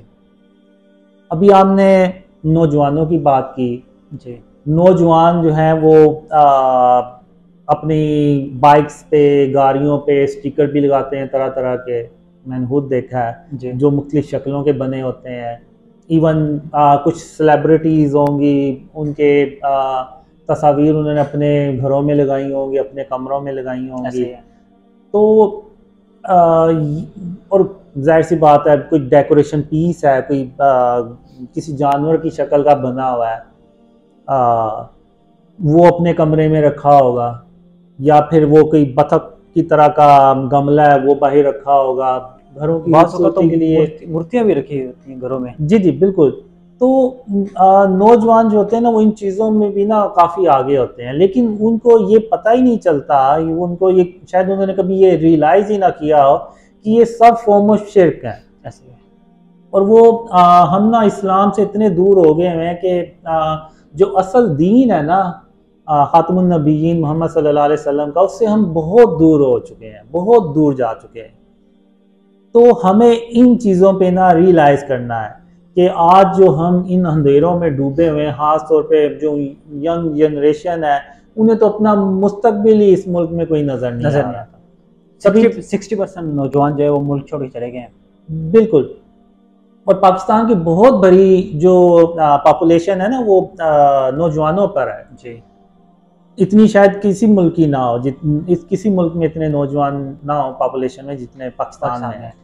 तो उन सब को अपना यानी मुस्तकबिली तारीख नज़र आता है जी। तो वो यानी हम उस कॉज की तरफ जाते ही नहीं है कि आखिर ये हमारे साथ क्यों हो रहा है, हम मुल्क ऊपर जाने की बजाय नीचे क्यों जाते जा रहे हैं जी। तो हमने इस मुल्क को बनाया अल्लाह के नाम पे बनाया जी। यानी पाकिस्तान का मतलब क्या, ला इलाहा इल्लल्लाह। और ला इलाहा इल्लल्लाह का मतलब क्या कि ऐसा मुल्क जो जिसमें यानी हर तरह से जो शिर्क और उसकी इकसाम से पाक होगा, जी, यानी शिर्क से पाक जगह। अभी अगर आप देखें तो वो इवन पेशावर में एक म्यूज़ियम है, उसमें बातिल हुदाओं के मॉडल रखे गए हुए हैं। तो ये सब फॉर्म ऑफ शिर्क है। आज नौजवान जो है ना इन चीज़ों को ना रियलाइज़ ही नहीं कर रहा कि ये ऐसा शिर्क है, ऐसा गुनाह है जिसकी कोई माफ़ी नहीं है। तो हमें तो सबसे पहले उससे अपने आप को ना बचाना है। अब नौजवान जो हैं वो ढूंढते हैं कि हमें कोई आलिम मिले जो हमें जिससे हम सीधा रास्ता सीखें। बताए। तो देखें, अल्लाह ने हमें सबसे बेहतरीन रास्ता जो है ना वो बता दिया हुआ है, और वो है खातमुन नबीयीन मोहम्मद सल्लल्लाहु अलैहि वसल्लम का रास्ता। जी, तो जो खातमुन नबीयीन मोहम्मद सल्लल्लाहु अलैहि वसल्लम का रास्ता है वही सबसे बेहतर रास्ता है।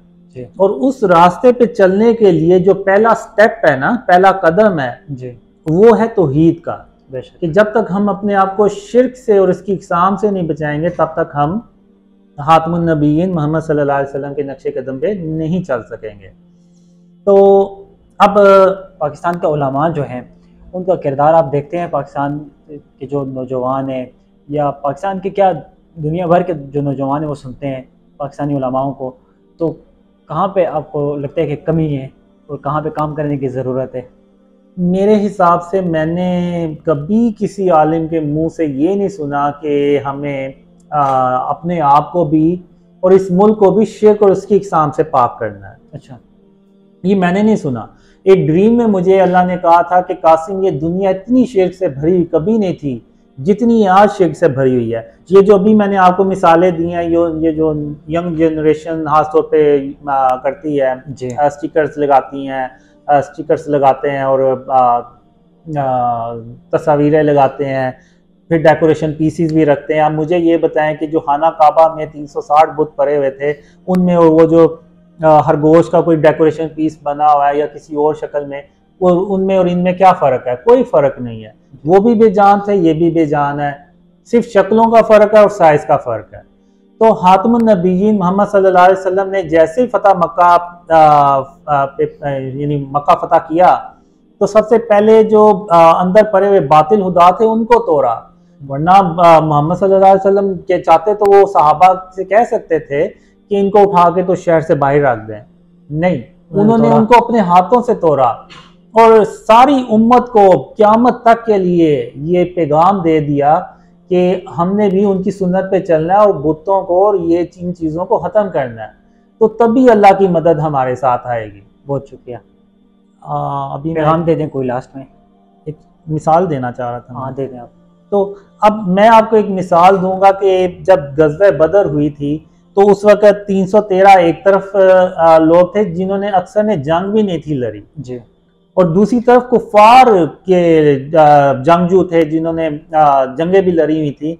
लेकिन ये जो 313 लोग थे ये अपने अल्लाह के साथ किसी को शरीक नहीं थे ठहराते और अपने घरों को भी उन्होंने इन चीज़ों से पाक किया हुआ था। तो अल्लाह ने उनकी मदद की और वो जंग जीत गए।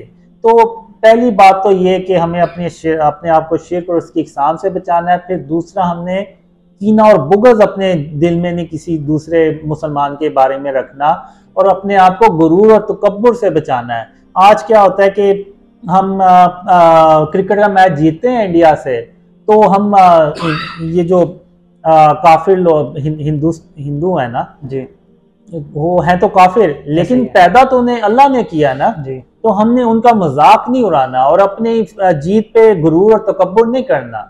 हमने इस चीज़ों को अपने आप से बचाना है। यही असल जो है ना वो दीन है। काफ़ी वीडियोस में आपने मुझे अवैस नसीर भाई के साथ देखा और जिस तरह की वो गुफ्तगू करते हैं आप सब लोगों को हैरान करते हैं। मेरी उनके साथ काफ़ी अरसा जो है मुलाकात रही, उनके साथ में रहा और मैंने ये सोचा कि क्यों ना मैं कासिम भाई के पास ही जाऊं और उन्हीं से इस मुतालिक गुफ्तगू करूं। जिस तरह अवैस नसीर हैं वो सोशल मीडिया के ऊपर आके सरेआम कहते हैं कि मोहम्मद कासिम जो है वो फ्यूचर के इमाम मेहदी हैं, तो क्या आप इस बात से इत्तेफाक करते हैं या नहीं? मैं तो बिल्कुल इत्तेफाक नहीं करता और ना मैं कोई दावा करता हूँ। मुझे ये कई सालों से ड्रीम्स आ रहे थे, जी। तो मैंने कभी किसी से शेयर नहीं किए तब तक जब तक कि अल्लाह ने और हातिमुन नबिय्यीन मोहम्मद सल्लल्लाहु अलैहि वसल्लम ने ख्वाब में आके नहीं कहा कि अपने ख्वाब लोगों से बयान करो, तो मैंने नहीं शेयर किए। तो जब मैंने ड्रीम शेयर करना शुरू किए तो मुझे हदीसों का कोई इतना इल्म नहीं था, जी। ख़ास तौर पे एंड ऑफ टाइम से रिलेटेड हदीसों का। शायद मुझे अगर इल्म होता तो मैं अपने ख्वाब शेयर ना करता। अच्छा। तो अब जब मैंने ड्रीम शेयर करना शुरू किए तो जो कुछ लोग थे वो मुझे कमेंट्स फिर करते थे, तो कहते थे कि आपने ये ख्वाब अपनी तरफ से बना लिए हैं, आप खुद तो नहीं दावा कर रहे, लेकिन लोगों को बता ये रहे हैं कि ये आप ही वो अच्छा, हैं। तो आपने इमाम मेहदी के मतलब कोई ख्वाब वगैरह देखा है? नहीं, मैंने आज तक अपने ड्रीम में इमाम मेहदी को नहीं देखा। अच्छा, इमाम मेहदी आपको क्या कुछ लोग भी कहते हैं, अवैस नसीर वही अकेले नहीं है कि जो आपको इमाम मेहदी कहते हैं, कुछ लोग ऐसे भी हैं जो आपको इमाम मेहदी समझते भी हैं और सरेआम कहते भी हैं। तो इस बात से आपको कोई नुकसान या कोई फ़ायदा? देखें, मैं अल्लाह पे तवक्कल करता हूँ। अब ये इन लोगों की अपना कोई पॉइंट ऑफ व्यू, अपना कोई ओपिनियन है, अपना ये ख्याल है जो उन्होंने ख्वाबों से निकाला है। अब जो शुरू में मैंने ड्रीम शेयर करना शुरू किया तो जो बिलीव करते थे तो वो यही कहते थे। तो फिर शुरू में मैंने कुछ ऐसे ड्रीम शेयर कर दिए जो शायद मुझे नहीं थे करने चाहिए। तो जब मुझे हदीसों का पता चला कि हदीसों में तो ऐसे है, जी।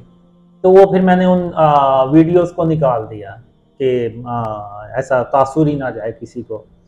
क्यों? वो इसलिए कि मेरा तवक्कल जो है ना वो सिर्फ अल्लाह रब्बुल आलमीन पर है।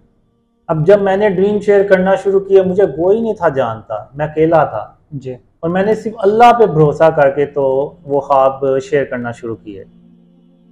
तो अब आप देखें, मैं यानी अगर आप देखें तो मैं 2015 में ज़ीरो था, और अब आप देखें इंटरनेट पे जो वीडियोस पड़ी हैं, लोग इवन एक्वाडोर से, यूएसए से और UK, Australia, Indonesia, Malaysia, Bangladesh, even India से लोग बिलीव करते हैं इन ड्रीम्स पे। तो जो बैरून मुल्क ममालिक के लोग हैं, तो जब ये लोग आपको इमाम मेहदी कहते हैं तो उनका क्या रिएक्शन होता है? आपको कोई रिस्पॉन्स वगैरह वो देते हैं या आपसे रब्ता वगैरह भी करते हैं? तो क्या कहते हैं वो? राब्ता वगैरह करते हैं, मैसेजेस वगैरह करते हैं। अब जो भी कहता है मैं यही कहता हूँ कि मैं ना कोई दावा करता हूँ ना इंशाल्लाह कभी करूँगा। आप देख लें, 8 साल हो गए मुझे ड्रीम शेयर करते हुए। इवन होता है ना कि मजाक में भी बंदा कोई बात कह ही देता है। जी। कुछ है, मैं उनसे बहुत फ्रैंक हूँ, अच्छा। लेकिन मैंने कभी मजाक में भी उन्हें ऐसी कोई बात नहीं की। मैं उन्हें हमेशा ये कहता हूँ कि जो तवक्कल है ना वो अल्लाह पे रखना है। अब मैंने भी अल्लाह पे तवक्कल किया। अब मुझे आप बताएं, अल्लाह मेरे ड्रीम्स फैला रहा है तो मुझे क्या ज़रूरत पड़ी है कि अल्लाह पे से तवक्कल हटा के तो किसी और चीज़ पे लेके जाना। अब ये देखें ना, अब नौज़बिल्लाह मैं कोई दावा करूँ जी। तो मेरा तो तवक्कल जो है ना ऑटोमेटिकली अल्लाह से हट जाएगा। ऐसा ही है। मेरा फिर तवक्कल उस चीज़ पे चला जाएगा कि नौज़बिल्लाह चूंकि मैं वो हूँ तो अल्लाह ने मदद तो करनी थी मेरी। बिल्कुल वैसे जैसे कि वो जो सूरह सबा में अल्लाह ने एक कौम का जिक्र किया, जब उन्होंने अल्लाह से तवक्कल हटा के तो अपने मेहनत पे तवक्कल किया तो अल्लाह ने उनको अपने अजाब का मजा चखा के यानी रख कि दिया। इस चीज़ से आपको कोई फ़र्क नहीं पड़ता कि लोग आपके बारे में क्या सोचते हैं या क्या कहते हैं? मुझे सिर्फ इस चीज़ से फ़र्क पड़ता है कि अल्लाह मेरे साथ है या नहीं है, अच्छा। अल्लाह की मदद मेरे साथ है या नहीं है। और मुझे अल्लाह ने बहुत सारे ड्रीम्स में ये दिखाया कि कासिम मैं तेरी सिर्फ इसलिए मदद कर रहा हूँ क्योंकि तूने अपने आप को शिर्क और उसके इस्लाम से बचाना शुरू कर दिया है। यानी अभी मैंने बचाना शुरू कर दिया, मुकम्मल तौर पे मैं भी नहीं कर सका, क्योंकि जब अल्लाह ने मुझे शिर्क और उसकी इस्लाम के बारे में सिखाया तो मैंने कहा ये तो यानी हर जगह पे है, इवन मुसलमान मुल्क में रहते हुए मुझे शिर्क और इसकी इस्लाम से अपने आप को बचाना बहुत मुश्किल हो रहा है। और मैं इन लोगों से भी कहता हूँ, अब ऐस नसीर से तो मेरी बात ही नहीं ना अभी होती, वो तो तकरीबन 1.5 साल हो गया मेरी उससे कोई बात नहीं होती। तो इन लोगों से जो दूसरे हैं, जिनमें फहादान हो गए, इरफान भाई हो गए, साकिब भाई हो गए, वजाहत भाई हो गए, कराची से हैं।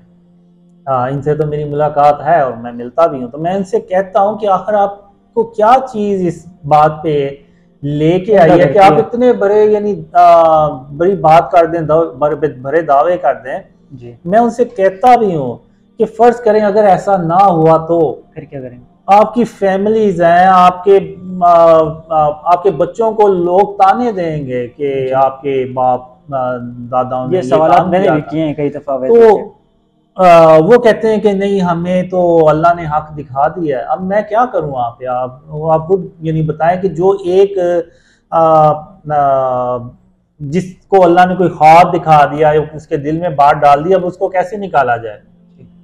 अब लोग तो कहते हैं कि ये कोई यानी अवैस नसीर को भी कोई फंडिंग हो रही है, या इन लोगों को जो बाकी हैं इनको कोई फंडिंग हो रही है, या किसी ने लॉन्च किया हुआ है। हाँ, या लॉन्च किया हुआ है, तो आप उनको ज़्यादा पैसे दे दें और इनको चुप करा लें। अगर ये सिर्फ पैसे की बात ही है जी। मैंने ये जो कराची के लोग हैं और लोग हैं, फैसल इमरान हैं और भी हैं काफ़ी, मैं उनके नाम तो नहीं ले सका। तो वो कहते हैं कि जी आप हमें आधी दुनिया दे दें या बेशक पूरी दुनिया दे दें, हमने इस काम से नहीं हटना। अच्छा। अब मैं वहाँ पे क्या करूँ? अब ये तो नहीं है कि मैं यानी अवैस नसीर को मैंने शुरू में बहुत ज़्यादा रोका। अब उसका नुकसान ये हुआ कि करते करते अब बात यहाँ तक पहुँच चुकी है कि ना मेरी उससे कोई बात होती है, ना उनकी मुझसे कोई बात होती है। आपने फंडिंग की बात की है, तो अवैस भाई के मुतालिक भी लोग सवाल उठाते हैं फंडिंग कहाँ से आती है।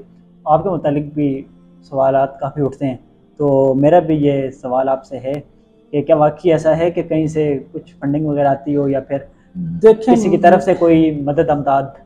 मैं आपको बताऊं कि आप इंसान की इंसानी तारीख उठा के देख लें, आपको कोई ऐसा बंदा नहीं मिलेगा जिसकी जो वजह शोहरत है वो बनी ये हो कि इसको ड्रीम्स आते हैं या ये ड्रीम शेयर करता है।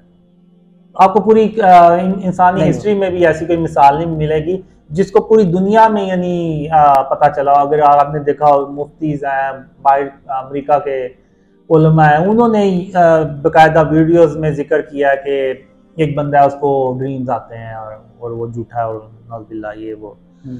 तो ऐसी वजह शोहरत किसी की नहीं बनी होगी। अब आपने देखा होगा कि कुफार ने कैसे इस्लामी मुल्कों को तोड़ा भी। अरब स्प्रिंग हुई, पाकिस्तान को इवन तोड़ने की कोशिश की गई। इवन पाकिस्तान में शिया सुन्नी को तोड़ने की लड़ाने की कोशिश अभी भी हो रहा है, अभी भी हो रही है। और उनके पास बेस्ट थिंक टैंकर्स हैं, ये जो कुफार होते हैं, वो पहले प्लान्स बनाते हैं फिर वो उस पर अमल करते हैं जी।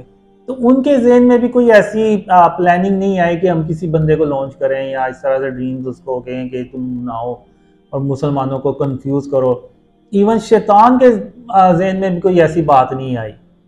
अगर शैतान का कोई अमल हो ना तो वो फिर सारों को जाके बताता है, यानी वो शैतान जो है वो इन सारे इंसानों को गुनाहों की तरफ बुलाता है। तो उसी तरह वो सारों को ड्रीम्स दिखाता। अभी तो अब ये मैं बात पूरी कर लूँ। अब मैं कहना ये चाह रहा हूँ कि यानी ये जो कहते हैं कि जी कुफार ने इनको लॉन्च किया, कोई यहूदी लॉबी है या इस तरह से। अब आप मेरी पुरानी वीडियोस देखें, मुझे इसमें ठीक से बात नहीं करने आ रही। अवैस नसीर ने अपने चैनल्स पे अपलोड की हुई, आप देखें ज़रा। अब कोई काफर इतना यानी काफर लॉबी जो है, यहूदी लॉबी, वो इतना बड़ा रिस्क लेगी कि जिस बंदे को ना बात करनी आ रही है, ना वो क्या कहते हैं कि ना उसके पास दीन का ना दुनिया का कोई नॉलेज है, तो उसको वो लॉन्च कर दें तो वो कहेंगे वो तो कहेंगे कि ये खुद भी एक्सपोज होगा, उल्टा हमें भी एक्सपोज करेगा। तो वो काफी लोग ऐसा नहीं कर सकते। ये सिर्फ अल्लाह रब्बुल आलमीन है जो ऐसा जो है ना करने पे कुदरत रखता है। अल्लाह ने पैदा किया है, अल्लाह को पता है मैंने इसको ख्वाब दिखाए हैं, मैं इसको ट्रेन कर लूँगा, क्योंकि अल्लाह हर चीज़ पे कादिर है। अब आप देखें तो अब मैं काफ़ी बेहतर, मुझे खुद फील होता है कि मैं काफ़ी बेहतर बोल लेता हूँ इंटरव्यूज़ में या स्पीचेज़ में। पहले नहीं था बोल सकता। अच्छा। तो ये भूल जाएं कि कोई काफिर यहूदी लोबी है या कोई बाहर से फंडिंग हो रही है या इस तरह से ये चीज़ है, ऐसा कुछ भी नहीं है।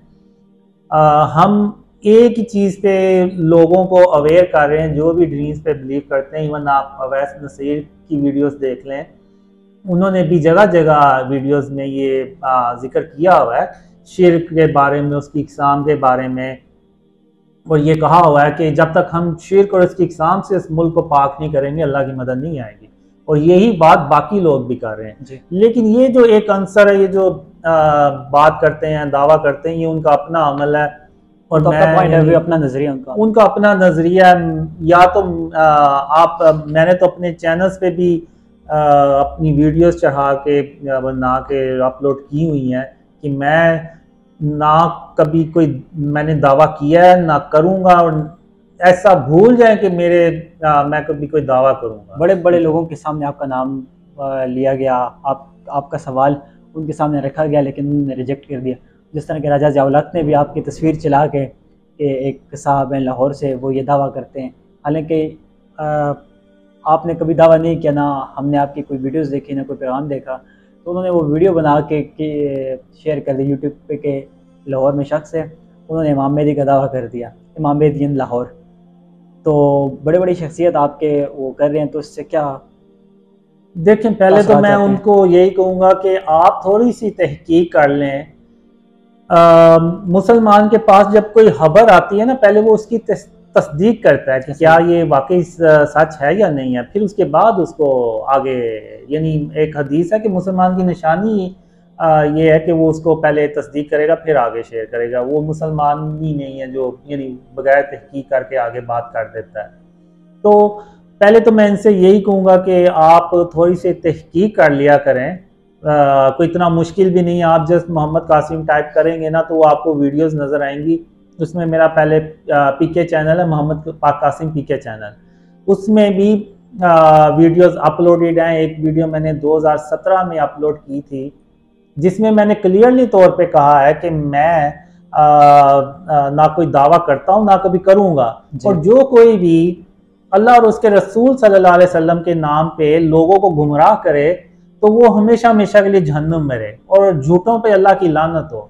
लानतुल्लाह अलल काज़िबीन, लानतुल्लाह अलल काज़िबीन, यानी झूठों पे अल्लाह की लानत हो, जो भी यानी लोगों को अल्लाह और उसके रसूल सल्लल्लाहु अलैहि वसल्लम के नाम पे गुमराह करे। ये मैंने वीडियो 2017 में अपलोड की है, और मैं आज भी यही कहता हूँ कि मैं अपने ख्वाबों के मामले में, अपने ख्वाबों के बारे में किसी से कोई झूठ नहीं बोल रहा, और ये लोगों को पता चल जाएगा। मेरी अब आप खुद हिसाब लें कितना मैं जी लूँगा।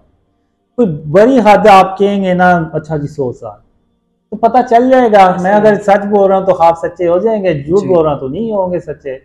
तो इसमें इतना यानी कह देना कि जी मैं पागल हूँ या मैं कोई यानी कोई ज़हनी मसला है मुझे, या कोई शैतान आ रहा है, ये कैसा शैतान है जो मुझे आके कहता है कि जी शिर्क और उसकी इकसाम से अपने आप को बचाएं, कीना और बुग़्ज़ अपने अंदर से निकालें, गुरूर तकब्बुर ना करें, यानी ये चीज़ें शैतान तो नहीं सिखाएगा ना। बहुत शुक्रिया आपका, आपने अपना कीमती वक्त दिया। इस वीडियो में एक बात तो क्लियर होगी कि मोहम्मद कासिम जो हैं वो इमाम मेहदी होने का दावा बिल्कुल भी नहीं कर रहे, और ना ही उनकी ये ख्वाहिश है कि लोग मुझे कहें कि मैं इमाम मेहदी हूँ।